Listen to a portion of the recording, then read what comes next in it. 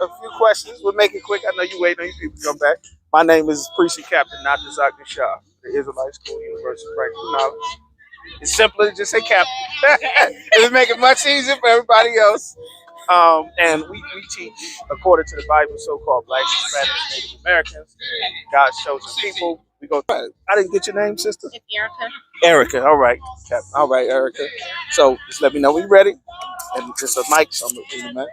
Shalom. It's Precinct Captain, not the Dr. Shah here again. We got another interview that we're going to do. We have a sister here, Erica, been kind enough to do an interview with us. So we're just going to ask her a few questions to see what she thinks. Camera ready. All right. So, Erica, first of all, thank you again for allowing us to interview you. So one of the questions that I wanted to ask you was, well, are you familiar with John 3:16, the scripture? Yes, I am. All right. And what have you heard over the years about John 3:16 when you've heard it? Basically, the scripture says that for God so loved the world, He gave His only begotten Son. It's basically saying that He loved us so much that He sacrificed His child so we can have eternal life. Okay. That's generally what most people think. That's the gist of it. Now, have you ever heard or read John 3:1 to see what was going on in that instance? I'm sure, but I'm not sure what the verse is at the top of my head. So it's 3:1. John 3:1 talks about how this was a private conversation that after all of Christ's speaking and teaching went on during the day, he went and talked. Someone came to him afterwards to ask him a question. Okay. Just like we hear, hey, how you doing? Just like here at a separate event, he had a, you can pull it up. It's John 3:1. Because one of the things about that is Christ did die for our sins so that we could get salvation. But what salvation is and what was going on in that conversation, we haven't gotten that concept as a people to see what was happening at the time. Okay. You got John 3:1. It was a private conversation, just like you and I are having right now, where Nicodemus was one of the leaders of the Jews and Christ.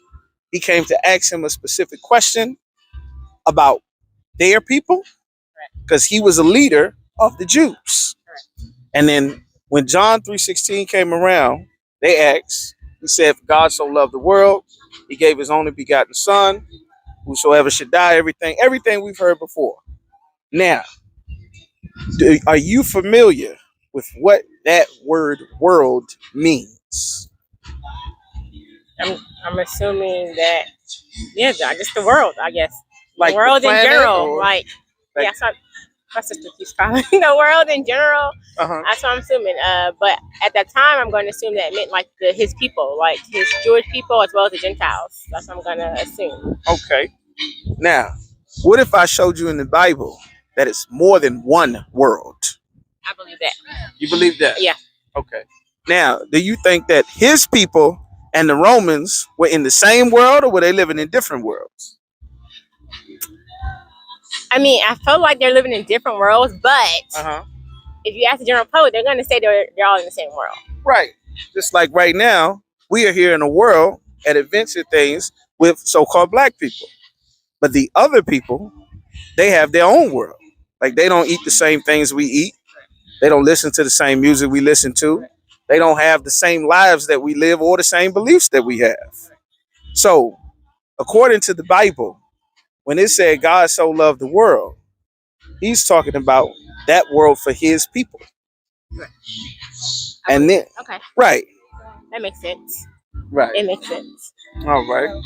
Now, do you know who Christ's people were? I'm going to assume that there were His relatives and the 12 tribes. The 12 tribes. That's right. Now, that's a wonderful answer. Do you know who the 12 tribes are today?